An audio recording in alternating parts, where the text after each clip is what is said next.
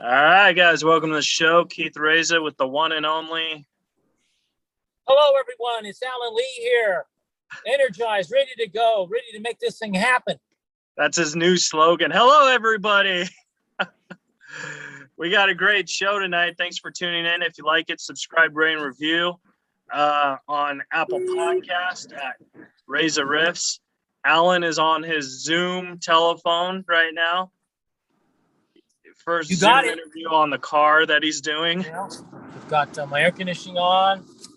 Got some coffee here with a little Jack Daniels. Got the bottle last night. It's halfway full, and I'll be feeling real good in about 10 minutes. Oh, wow. It's hit me now. Keith, what podcast is it? Just playing. Hopefully he does that after the interview. Otherwise, it's going to be a long 10 minutes for me. And John, think about the guest for a change. think about the guest, bro. We should introduce the guest.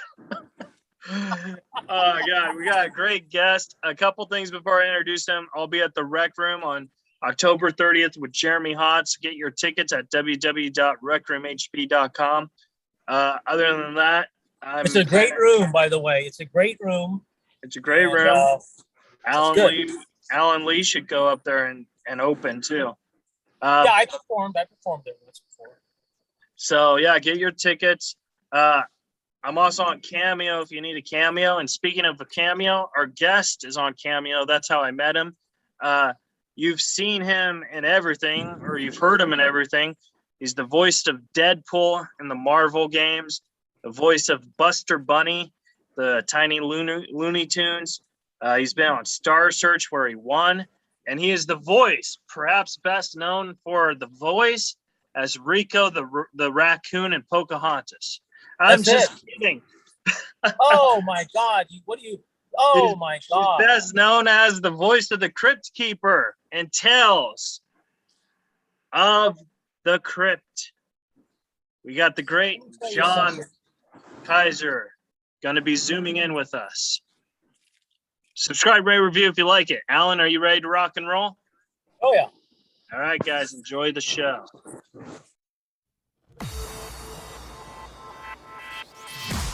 You're listening to Reza Riffs with Keith Reza and Alan Lee, right here on LA Talk Radio. Shade for this, but you know what? It's not visual. Hey, John. How you doing, man? Can you hear me? I can. How are you? Good. Just want to make sure. Glad to meet you. Oh, there you are. Excuse me. John, this is Alan Lee, the trusty sidekick. The trusty Glad to meet you, John. I don't know about the trusty part. I was going to say, is there anything trusty about a sidekick? I don't know. Are they always trying to be the top banana? Yeah, Robin. Batman and Robin. That's Hold true. on a second. How do I get? Why am I not being able to get to full screen? I see you in a creepy lair, John. You see me in a creepy lair. There's my little pal. Ah. I was just trying to adjust my front lighting for some reason. Went out for some reason, so I'm trying to use my phone light. Well, no worries. We don't promote the video, just the audio. So you look fine. Then I don't worry about it. John, thank you so much for doing it. It took 3 years, but we finally got it to happen, right? Fantastic. Dude, it's like you get so many people ask you, and obviously you try to get something quality like yourself to do. Not that people can't do quality when they haven't been around a while, but I have to use some kind of criteria because I get a lot of, especially around Halloween, and usually like 6 months out, and all these different things. It's hard to say yes to everyone. Yeah, you can't. Yeah, I just can't do it. I don't have the time. I would love to be able to do it. I enjoy doing it, but let's see. Now, why am I not giving? I see you. There you are. Hold on. I'm in my room, and it's very crystal clear. Why is it not giving me the thing to give a full? It's only showing the red. It's a Beach Boys song, In My Room. In my room. In my in my crypt. In my crypt. There we All right. go. All right, you ready, John? So tell me, where and when does this air? We could release it Monday, and it will be all over the universe. LA Talk Radio, LA Talk Radio. Great. and Be careful with that universe word. yeah, and it'll go all over the world. Oh, Speak- jeez. Speaking of all over the world, you are probably one of the biggest celebrities on Cameo, which is where I met you. Yeah. How are you liking that app? I'm having a great time because it actually is giving me an opportunity to like come up with fun little, because most people can just go, "Hey, I'm John Schneider, and I was on the Dukes of Hazzard, and I just want to say hi to all you and a happy birthday to Jim from Mary," and I have to like write everything. People are like, "Can you, tell my friend who just had penis surgery? Can you put in some jokes?" Yes, I heard you had a little problem with the old bone. So I'm actually getting to like write puns again and have some fun and entertain people on a entertaining fans one fan at a time. It's just really a lot of fun. I'm enjoying it. I really am. Yeah, I don't mean to brag, but I'm also on Cameo, and I get like one a month. Hey, that's something. I have friends that are like Broadway stars and stuff. They don't get one a month. So Oh, look at that. it depends on the media that you're in. There you go. Yeah, Got it. I'm in the media of stand-up comedy, which you used to do. Yes, I did for many So- years. So like, because I heard you got offered to do stand-up on Star Search after they saw you on a play. That is correct. We're recording, by the way. This is like the interview, right? Yeah. This is it. Oh my God, Yeah. we're live. I thought we were just Yeah. riffing before the show. Like it's like before TV. It's like I wouldn't have said any of that shit. I'm kidding. Obviously, I know. If you want No, me to edit that out, I will. No, don't edit it at all. This is. I'm not this sure is- how. These are the jokes. This is what makes it unique. Whatever. I mean, if you have to edit out stuff, I'm a Howard- big believer in not editing because I feel it's a real intimate conversation. Fabulous. I think it was an intimate conversation for the guy that needed penal jokes too. But penile jokes. Penile. But it's funny how that worked out. I mean, I was a theater actor. I had always wanted to be a theater actor.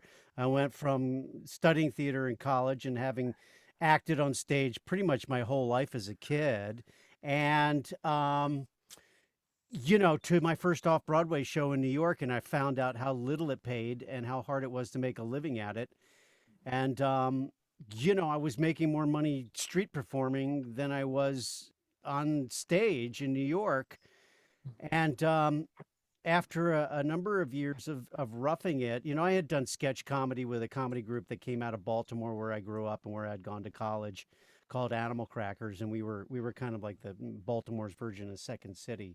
And we had done some lot of club work and also had, Oh my God, I remember Animal Crackers. You do? Really? Yes, I do.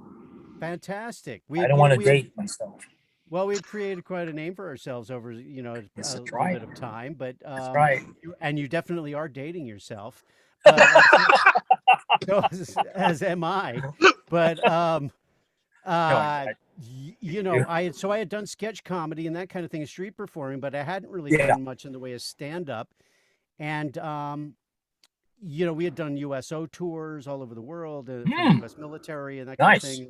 4 out of the group of us and that kind of thing. So I got a call from a friend of mine, comic by the name of Jeff Joseph, who you may remember, who's been around and acting to this day and doing a great job. He's still killing it as an actor. called me and said, "Hey, my roommate just auditioned for something, but I think you're perfect for it. It's uh, off-Broadway musical about stand-up comics, um, called Three Guys Naked from the Waist Down, which is kind of a metaphor for what it feels like to be in front of the audience when you're bombing. Right. Sure. But think Dreamgirls, but with stand-up comics. So it's a musical. There you go. It's three comics, and they all are very different. There's the quintessential MC, played by Scott Bakula, and the law student turned angry comic, played by Jerry Colker, who wrote the piece. And I played kind of the suicidal Andy Kaufman-ish type character who really kind of has no touch with reality except through his stand-up comedy. And the three of them together, wind up being this great three-guy team and getting launched into the stratosphere. And this musical, we play all the agents and we play the TV reporters and the whole thing, as well as the three stand-ups. And it was a real great show and a big hit off Broadway. And while I was doing the show, Star Search was in its first season. And they came to me and said, "Hey, we want you to be on Star Search." And I'm like, "As what? A singer? I'm doing a musical here." They had Sam Harris, who was killing it on the show. And I was like, "I can sing. I'm doing a musical, but I can't sing like Sam Harris. This guy's..." And they're like, no, we want you to come on as a stand-up comic. And I'm like, well, I'm not really a stand-up comic. And it's just part that I'm playing in the show. They go, well, you can win $100,000. I'm like, fuck, have you seen my act? So I was like, I guess I'm a stand-up comic now. yeah, I guess I am. Sure. I got my ass into the club, and I didn't really have any, I had some bits that I had been doing since I was in high school with my buddy Fred. We'd do the morning announcements, and I'd do like the Wizard of Oz, and, in 10 minutes, and the entire, it's a twister, Dorothy, honey, let me in. Come on, Toto. What's them? That's the castle of the Wicked Witch. Oh, Dorothy's in that awful place. Oh, I hate to think of her in there. Fellas, we've got to get her out. I got a plan how to get in there, and you're gonna lead us. All right, I'll go in there for Dorothy. Wicked Witch or no Wicked Witch. Gods or no gods, is just one thing I want you fellas to do. What's that? Talk me out of it. As mayor of the Munchkin City in the county of, so That was awesome, man. Thanks. But I was just like, what am I going to do? This is, I didn't have an act. So I had created this persona of a guy who was addicted to television. And so like my stand-up was kind of like being in a AA meeting, where I'm a tubaholics meeting. And I'm trying not to channel TV shows. And that's great. I could change myself with remote control and the whole deal. And this was my act through Star Search, and I kept winning.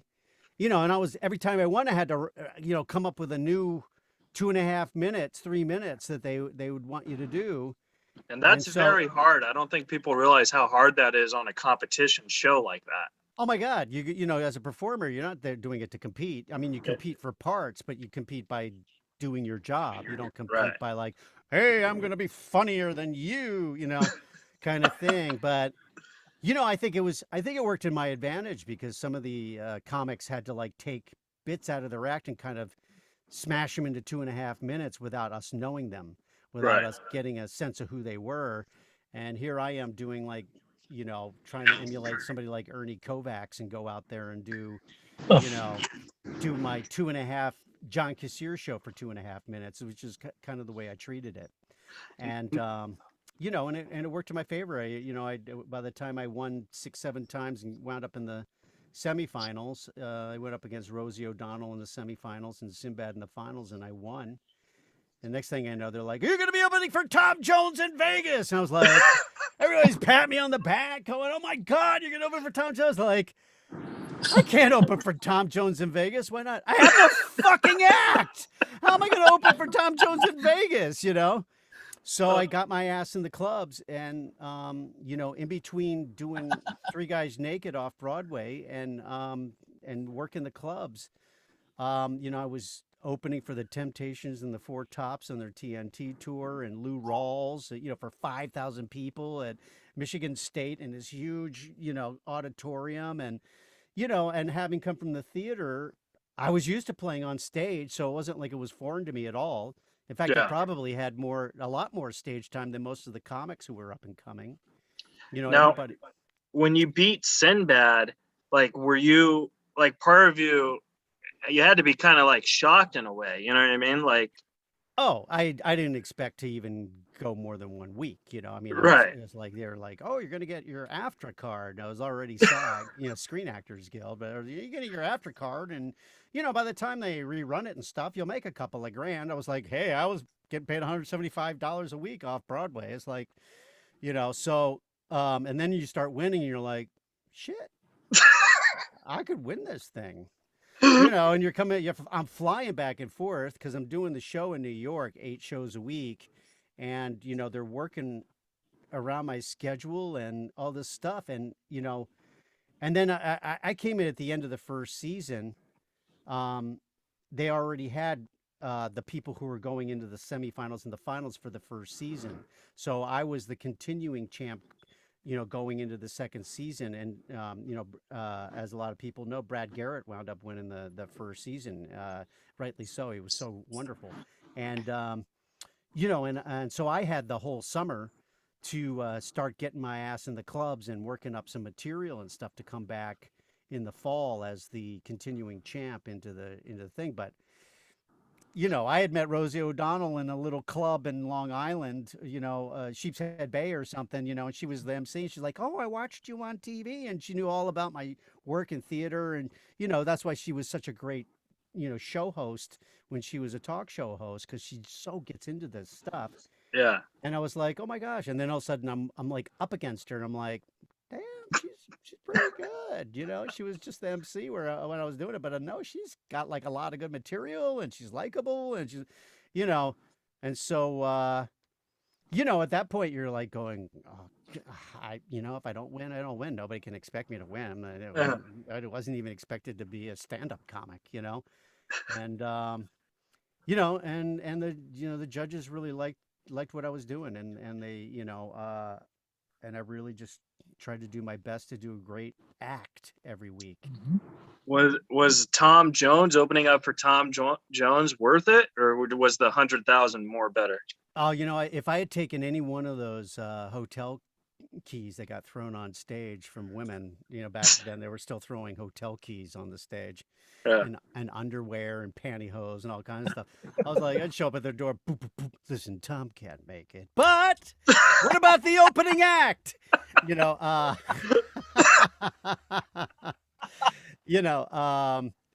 It just used to crack me up. When I opened for Lou Rawls was like, he was about to go on stage, and the audience, I was literally 5,000 people, and I had done my act. And by then some people knew who I was from Star Search and stuff. And, a lot of comics couldn't get up in front of 5,000 people and entertain a big, auditorium like that. But having done theater in big theaters, It trained you. Yeah. It trained me for that kind of thing, and knowing to slow down for the laughs and play to the back of the house. And I had a lot of visual bits that worked really well. And so I came off stage. He's like, oh my, he came off after he did it, and he was like, oh my God, that was just one of the best shows ever. I said, well, I had to be the opening act. And I was just kidding, of course. He was like, you know what? I think it was. So, I mean, it was a lot of fun. Of course, you open for some, rock bands and stuff. I opened for Richard Belzer at Johns Hopkins University. I opened for, what in our comedy group, when Animal Crackers was in Baltimore, we opened for a Grateful Dead at the famous ballroom. And, of course, Whoa. everybody had timed their drugs for the band. So they were like climbing up on stage in the middle of our act. I mean, the bouncers are in the back getting high with the band, so we didn't have anybody to stop people from coming, grabbing the microphone. Hey, we're better than this comic. These comics are, fuck you, And people were like, tripping their asses off while we're on stage, So it wasn't the easiest thing to transition into, but it also, uh, after hitting television, after winning Star Search and getting great agents in LA and getting on my first series, HBO, First and 10, which was HBO's first series about a football team. I played the Bulgarian field goal kicker, Zagreb Shkenuski. I could kick 60-yard field goals. Now, of course, that's nothing because look at Justin Tucker. That's very good for a football kicker. Yeah. Well, so back then it was, people didn't even think that they would never even give a kicker the chance to kick a 60-yard field goal. So I played, this Bulgarian field goal, football player who could, kick these, but he, came to America with no idea of cause and effect. He'd walk up to two ladies. Hey, I play for the California Bulls. I fuck you both. Yes, smack him in the face. But, that was my 6-7 years working with O.J. Simpson. Holy Lord. O.J. And were you scared when this whole OJ thing happened? Like, first of all, I was like, no way. OJ wouldn't do that. He might hire somebody to do that, but I never thought I was like, I had like, Newsweek magazine calling me and going, hey, do you have any comment to make? I was like, no, I was on a show with OJ. He was always really cool to me, a bit misogynistic, but he did on everything that moved in the middle of shooting a scene, but but we tried to get OJ for this show, and his lawyer said no because I toured with Norm Macdonald, and Norm, I guess OJ hated Norm because of all the Weekend Update jokes. Well, so he automatically hated me. We had Kato Kalin. We did have Kato. Kato, I've met over the years. Yeah. What a story, right? Yeah. Kato's so funny because he'd always be like I did stand up with him a couple times, and he'd go to the green room, right? And he'd be like, all right, I think OJ's in California right now, so just walk with me wherever I go.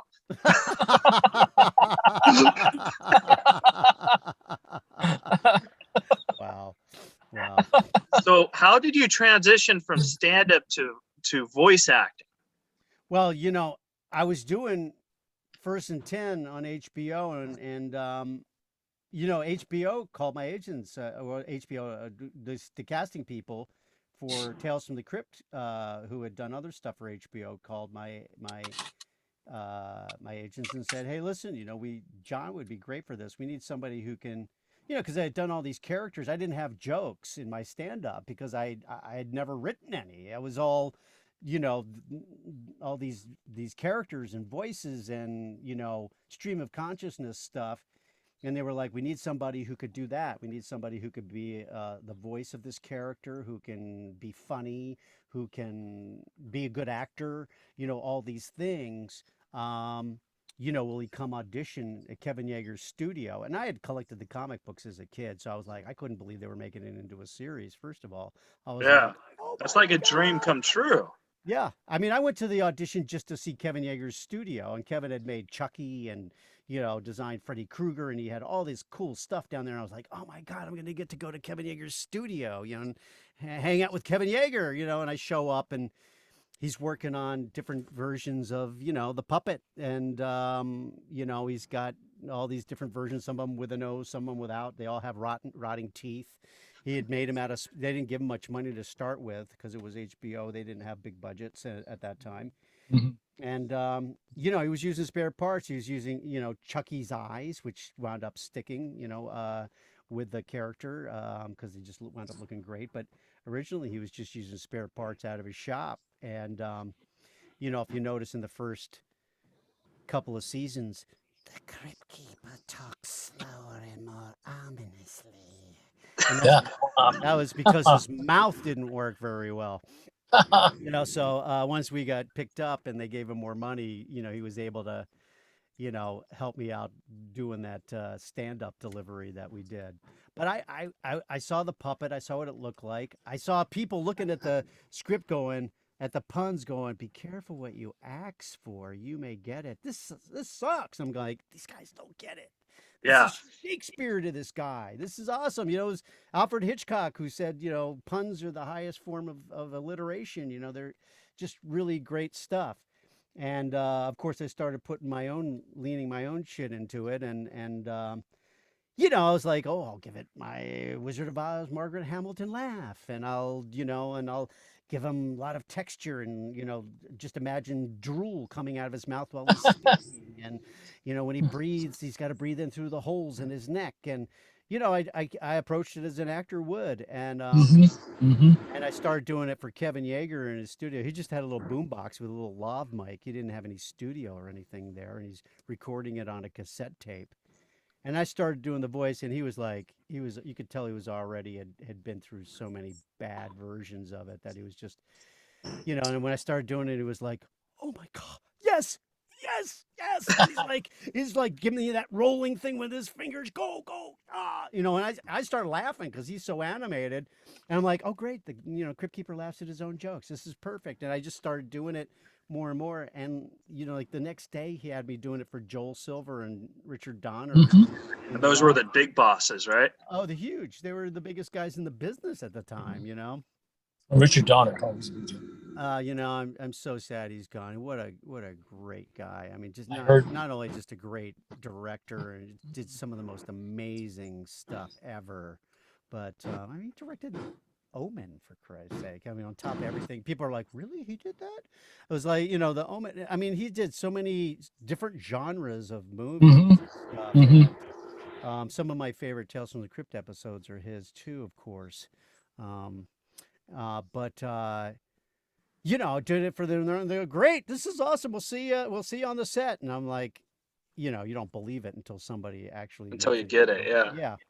You know, and you're working for scale. It's not, you know, for HBO. I never really got rich off of doing the show on HBO. You know, I probably make more money on Cameo than but I don't charge that much. I mean, I don't overcharge my fans. I do it for the fans, you know. I'm not doing it to get rich. I mean, there are guys that are like, it's gonna cost you $250 for me to say happy birthday to your grandma. You'd be surprised though what people would pay though, because like when Norm was on it, Norm charged $350, and I was his assistant at the time, and I was like, I think he could charge that much, and he only wanted to do it to pay for some bills and stuff, but he was getting like hundreds of requests a day. It was crazy. That's amazing. That's great. I mean, I know some people that charge a lot just because they know they're not going to do that many. So the fans are like, well, if they really want one, they'll pay $250. And you know, I made some money doing one a month. You know, I make it. It's just my hooker money. Yeah, exactly. It's like, I'm sorry, you could jerk off instead this month. But you know, I feel lucky to have that fan base. So, you know, I make it accessible to them. I don't you know, I charge what makes it worthwhile for me to spend the time to do it. And, you know, because, you know, first of all, if they book it through the Apple app, you get another 30% taken off of it, you know, and 15% or whatever comes off the top for the Cameo app. So you really don't even, you know, even at $75, which I charge, you don't even make that much on it. Yeah. So it's like, you know, I do it for them, and I make a little extra money. You know, helps pay the water bill or whatever. You know, anything that helps when you're an actor. You're like, oh, good. You know, back in the day when I was street performing and hiding change in my apartment, so that if I didn't have any money, I knew I could find a couple of quarters to buy a slice of pizza. You know. Yeah. You know, that you remember those days as an actor, no matter how much money you make, because, you know, it's just the kind of business that's never been steady. And I've been really lucky. But to answer your question, you know, they knew that I did all these voices in my stand-up, and that's how I was offered to come in and audition for Tales from the Crypt. And of course, once I got Tales from the Crypt, I got the best agents in the voiceover business, DPN. I've been with them since 1988. Yeah, they're amazing, and we've done so many projects together, and it established me as a voice actor on top of all the other work that I've done. Yeah. Wow. And then I have a question about the Crypt though. Did you ever write like your own little jokes for that? Because it seems like it was some of it was you, you know? Well, they had great writers, first of all. Gil Adler, who was a showrunner, and Alan Katz, who, and they also wrote a bunch of episodes, and Gil directed episodes and stuff.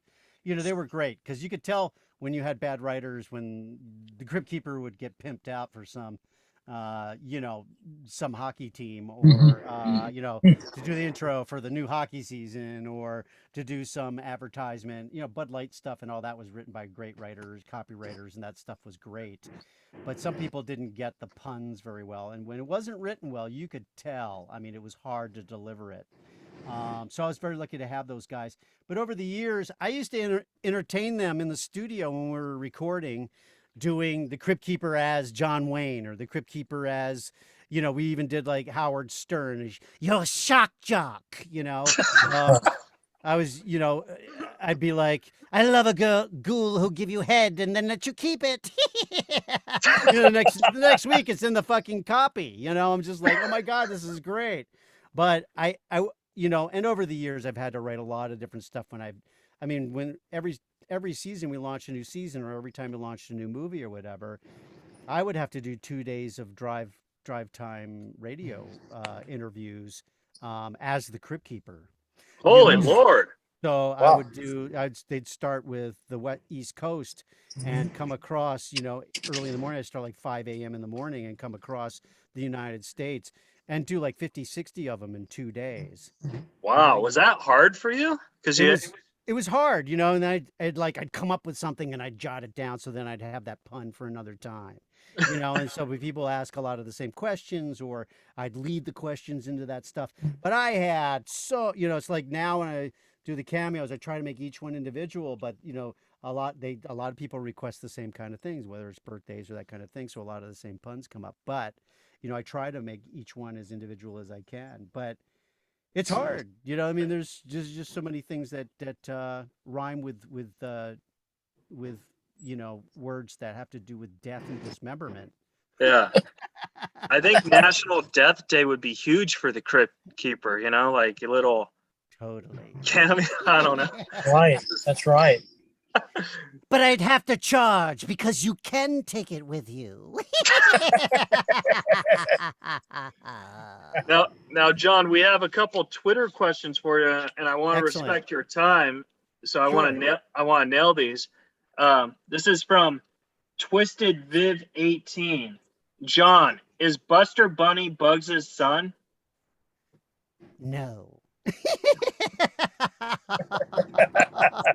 We're tiny, we're toony, we're all a little loony. The Tiny Toons world was a whole different world than the original Warner Brothers characters. I mean, they were so amazing, and you got to hand it to Steven Spielberg, who had licensed all those characters during that time. And so when they were bringing these characters to life, and of course I didn't originate Buster Bunny, I sure felt honored to be able to bring him to life. But Charlie Adler, who's not only a dear friend but also one of my favorite voice actors and voice directors, who I work with all the time, originated that voice and actually recommended me for it when he was leaving the show. That's awesome. And they thought of me too because. Because they had done an episode where Buster Bunny does the Crypt Keeper, which was really kind of funny. And so they go, well, if the Buster can do the Crypt Keeper must be able to do Buster. So they hired me without even auditioning me. But it's the writing is so bimodal. I mean, it so scans for adults as well as kids. There's such great stuff in there that if you go back and watch as an adult, you'll be like, oh my God, I didn't even get that the first time. You're like, wait a minute, this entire episode is the African Queen with Humphrey Bogart and Katharine Hepburn. It's like as a kid you wouldn't know that. So it's pretty amazing stuff. But it lives on its own. I mean, if you want to think he has Bugs DNA in him, then you go right ahead. But there you go. I think a lot of people probably assume that too.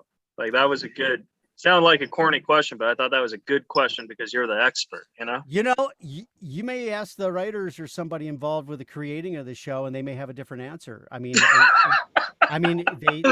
they may actually have thought that. It's funny all the time. I'll hear from showrunners or something in an interview, and they'll say something. I was like, I did this show for 5 years. I never knew that.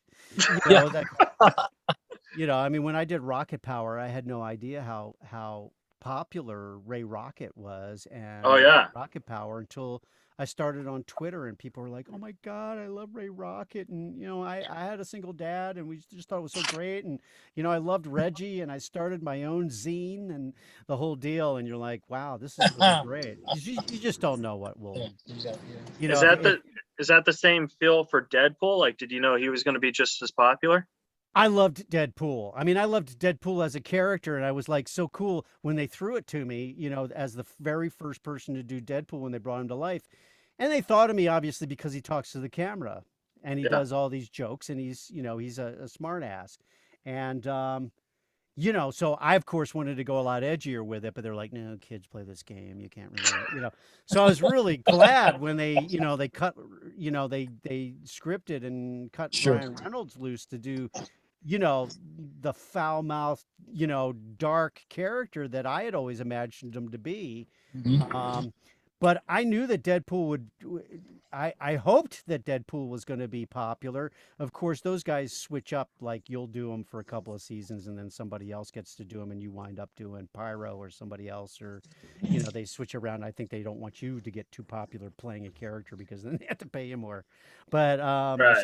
something along that line. Or they just try to change it up because they change the way he looks.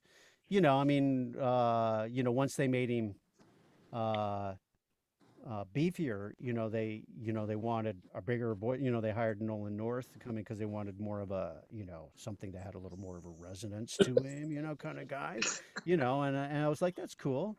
But I think that mine was the closest to what it was written in the comic books, and I agree. I thought yours was the best. Thanks. It was just, I also had the luxury of being the first guy to put a mark on it from the comic book. So if you were 30 years younger, you could be better than Ryan Reynolds. Yeah, baby. Welcome to the gun show. Okay, we have 3 more Twitter questions. I want to respect your time and just add. Go ahead. Oh, okay. This is from Erica Rhodes. John, did you ever meet Billy Zane, and what was he like? Oh, wow. I did meet Billy Zane. I met Billy Zane on the set of Demon Knight. Yeah. And he was awesome. First of all, he was killing it in that role. He's one of the, everything about that movie is awesome, from the soundtrack to Ernest Dickerson's direction, to the casting, to the sets, to the music. The soundtrack is unbelievable. And he was so great in it. I didn't know, I had seen Billy Zane in all these other things, but I didn't know he could, play that double-edged, menace and comedy at the same time so well. Yeah. And I had already met Bill Sadler a number of times because he had worked on the show, and we used to go to Todd Masters Halloween parties every year where everybody would dress up for. Todd did all the effects for Tales from the Crypt, and that kind of thing. So I thought I'd go down to the set, and they were working with the creatures, with the demons, which was really cool. They had these really skinny dancer guys on stilts doing these things, and they had these weird faces. And Billy's standing at the bottom of the steps, yelling up the steps, it was supposed to be, I think it's supposed to be Jada Pinkett in that scene. Maybe I can't remember now. And there's, he can't get through the circle, but there wasn't anybody to play opposite him. They go to top of the steps and razz Billy. You just razz him from the top of the steps. So you're getting him all pissed off so he can yell at it upstairs and all that stuff. So that was kind of fun. And so that was he does a lot of conventions that we do a lot of conventions together. But it's funny, we get invited to a lot of conventions for Demon Knight together, and we've not been able to do any of them because of the pandemic and stuff. But I'm sure we'll see each other again. But you know, it's funny because even though I had been on all these shows and was a stand-up and everything, once I started doing voiceover, people didn't, because I played so many characters that never looked like me Right. on camera, people didn't usually put my face to anything, you know, which was Right. a luxury as That's an interesting. actor to Yeah. Wow. continue to work, have anonymity, Yeah. and you know, like That's nowadays, interesting. I mostly have all anonymity unless I go to a convention where everybody knows what I look like, you know, because of social media and stuff. Now, would you say like that's just coincidental for you, or do you think like that happens for all voice actors? Because like for Disney, for example, they kind of shape their characters for the voice actor. They do and they don't. You know, it's like they like to, you know, they like to keep things Disney. You know, I mean, Yeah. it's you know, they don't want it to be the voice actors thing. They don't want it to be anything, which is the way Disney does things. That's how they've done it for years and years and years. And I love working for Disney. I've done some of my best work for Disney. You know, whether it was Miko or you know, Ulysses and Flora Ulysses or you know, so they kind of know me as somebody who can come in and create these creatures and animals and stuff that and bring human qualities to them, which is kind of fun. And of course, a lot of the television stuff, I played all kinds of fun characters for them. But you know, it does happen to voice actors, but now with social media, a lot more people, you know. And then of course, I mean, I do a lot of voiceover work with great actors like Mark Hamill and you know Hmm. Dwight Schultz over the years and Hmm. Billy West, and I mean, you know, amazing people who people know what they look like because they've also worked on television like I did. Yeah. I've just more grown from that crazy character on a sitcom to the, you know, that character actor that shows up on NCIS or whatever here and there and always playing something different than myself, which is fun, you know, for me. I mean, that's what I always wanted to do. But, you know, I enjoy voice acting. I get to play a lot of things I would never get to play on character, like Deadpool. You know, they're not Yeah. going to hire me to play Deadpool. Come on. Yeah. Yeah, I don't care if I got like the best trainer in Hollywood. They're not going to hire me to play Deadpool on camera. But and I love Ryan Reynolds' version of Oh Deadpool. yeah, Ryan Reynolds is Yeah. awesome. Yeah. He's Yeah. awesome. Oh. But Well, I wasn't dissing Ryan Reynolds. I was no, giving no, you no. a I know compliment. that. I know that. I know that. I'm just saying. I'm People trying might to get not. Ryan Reynolds on this. I don't need him to hear. No, no, no, no. I didn't think you were dissing him. I just wanted people to know that because we both play the same character, that I wouldn't go, why would they hire Ronald Reynolds for what I did? You know, that was, you know, some people might assume that, but I think he nailed it. You know, Oh yeah. he was more towards what I wanted to do to Deadpool. They wouldn't let me. Yeah. But you know, then what I thought came off the comic book as anybody could have done. So, but yeah, to answer your question, you know, I enjoy the anonymity, you know, in a lot of ways, but at the same time, I enjoy going to a convention where the fans know who I am, and I can also see some of the, you know, some of my heroes. You Yeah. know, some of the people that I grew up loving, or you know, even people that have come up behind me who I really enjoy their work, and we get to hang and we get to enjoy each other's work and even do projects together sometimes. So it's pretty cool. And this one's from Jordan Adams. John, since the start of the pandemic, does voice acting help when you record at your house? Totally. I mean, it's kept me working throughout the entire pandemic. I was offered certain jobs. You know, it's like, hey, we're doing a movie in Atlanta. Would you be interested? No, you know, I'm not even going to get on an airplane. I mean, that was early on before they even had, you know, vaccines. And, well, we're doing something up in Vancouver. It's like, no, you know, I mean, I know that, you know, I know that there are protocols and this kind of thing, but, um, you know, nobody needs to get sick. You know, it's not anything that's worth it for my career at this point. You know, I don't need to do that. And, you know, and it's respectful to other people too. Um, as in the way that I do that, everybody has their own reasons for doing what they're doing. And I don't disrespect anybody for making their own choices. But, you know, I was able to upgrade I always had a studio in my house, but it was always mainly for auditions, so it didn't have to be the best quality, and the best quality.